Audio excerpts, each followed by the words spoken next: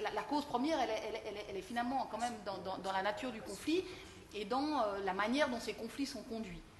C'est vrai que dans des situations de désastre naturel, on gérera probablement la conséquence de manière un tout petit peu différente, en tout cas dans nos dialogues avec les autorités responsables.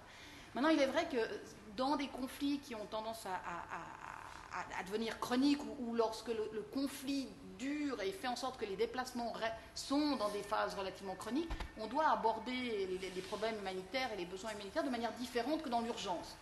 Et c'est pour ça que si le camp peut être une solution dans l'urgence, mais vraiment dans l'urgence, où il faut simplement amener de l'eau, de la nourriture et des soins de santé à une population qui n'a rien, très rapidement, il est primordial pour les humanitaires de penser autrement et de sortir complètement de cette notion d'urgence et puis de voir comment est-ce qu'on peut accompagner ces populations pour qu'elles recommencent une vie parce qu'il n'y a rien de moins décent que de concentrer des populations dans des camps sous tente où des femmes accouchent, n'ont pas de sécurité, ont une promiscuité perpétuelle. Enfin, j'entends, c'est pas... Donc très rapidement, il faut passer à un autre mode de fonctionnement et puis adapter des situations, une réponse humanitaire à un environnement qui est extrêmement différent en fonction des contextes dans lesquels on est amené à intervenir. C'est vrai que la difficulté après, ça va être de reconstruire. Ce sera l'étape encore plus loin. C'est une fois qu'il y a une solution peut-être au déplacement, c'est-à-dire on a trouvé une solution au conflit, à la situation conflictuelle, comment est-ce qu'on va reconstruire ou aider ces gens et ces femmes et ces familles à reconstruire leur vie. Et là les humanitaires sont des fois un peu courts dans le lien qu'ils ont par rapport à une réponse qui est évidemment beaucoup plus du domaine du développement que de l'urgence pure. Merci. Joseph, oui, nécessaire développement.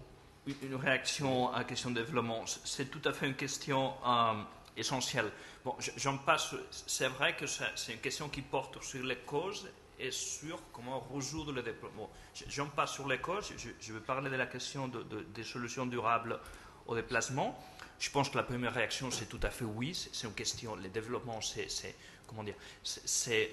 un angle essentiel des solutions durables pour les déplacés internes. Bon, ceci dit, il y a énormément de façons différentes de regarder la question. Et précisément au nord de l'Ouganda, on avait discuté avec des collègues il n'y a pas trop longtemps, et le débat était le suivant.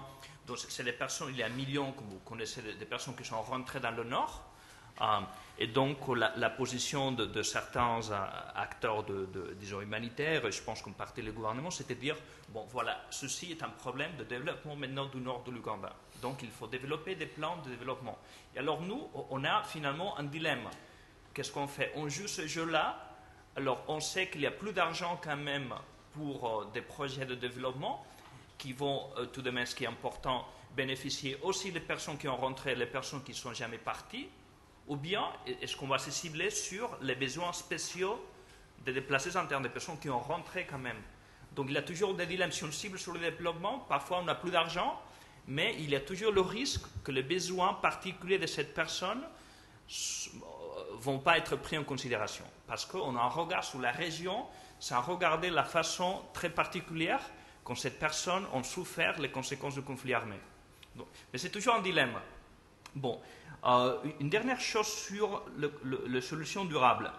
Il y a beaucoup de situations où les solutions durables, c'est aussi une question de droits de l'homme qu'une question de développement. Donc, je vous donne des exemples. Dans les 50 000 personnes qui sont rentrées en Géorgie, dans une partie de l'Abkhazie qui s'appelle Gali, donc du point de vue socio-économique, bon, disons, ce n'est pas la fête, mais il n'y a pas trop de problèmes. Mais il y a un problème de reconnaissance de cette personne par, disons, l'autorité de facto qui a contrôle sur la zone. C'est vraiment un problème de droits de l'homme, c'est un problème d'accès aux droits socio-économiques. Encore un exemple qui, je pense que c'est important, c'est quand le déplacement interne est un crime. Et ça, on revient à la question de cause de déplacement. Pour nous, c'est très important de regarder, disons, des occasions quand les personnes déplacées s'enfuient des violences généralisées, mais il n'y a pas forcément personne qui souhaite que cette personne se déplace, des situations où c'est vraiment une tactique de guerre. Donc, c'est l'intérêt de l'armée ou guérilla ou n'importe qui de déplacer cette personne parce qu'il y a un intérêt militaire et politique.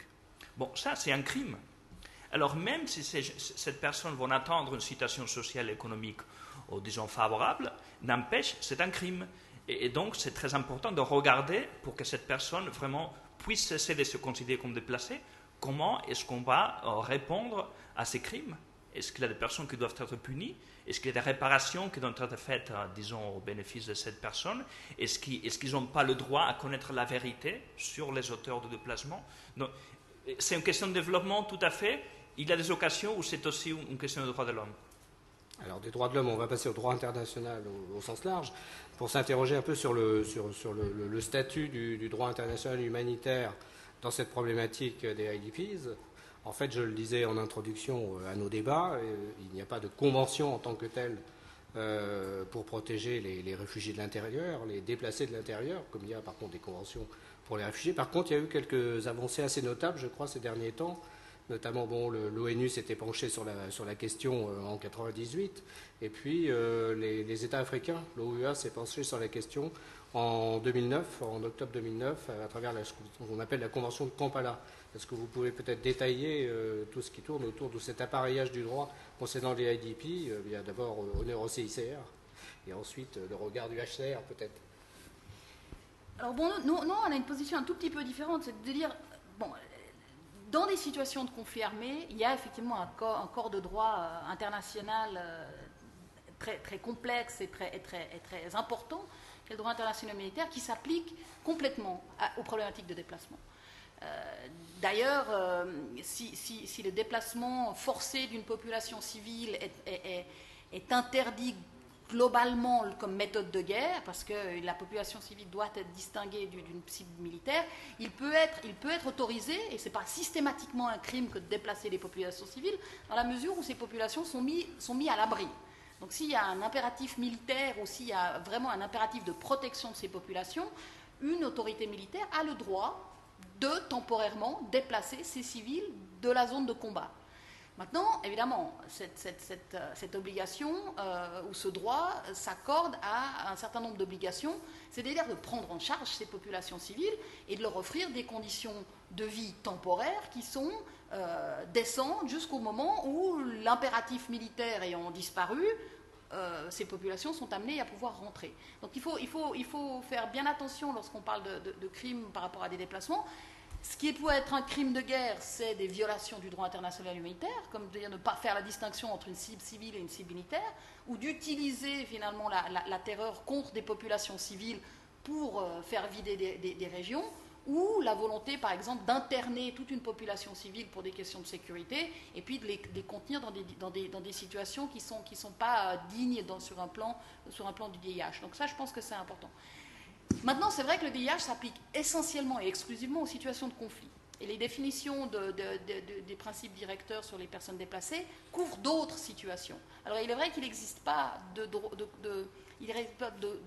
convention qui couvre l'entièreté des situations qui peuvent provoquer des déplacements. Sur les situations de conflit, nous, on est assez d'avis qu'on a un cadre légal qui est complètement suffisant, et si le DIH ne s'applique pas, les droits de l'homme sont absolument pertinents pour couvrir les problèmes de protection.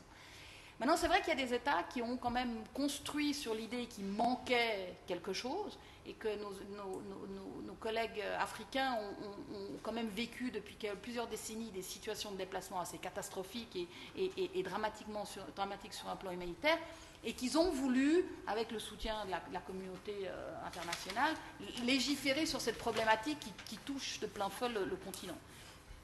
Le CICR a pu, grâce au bon contact qu'on a avec l'Union africaine et un certain nombre, la grande majorité de ces États, et parce qu'on a quand même une relativement longue expérience, en tout cas de la partie conflictuelle de ces déplacements, travailler avec l'Union africaine pour essentiellement rappeler deux choses. Que, lorsqu'on gère ces problématiques de déplacement dans des situations de conflit, le DIH s'applique et que tous les États africains sont signataires des conventions de Genève, donc de facto, ils ont un cadre légal qu'il faut appliquer.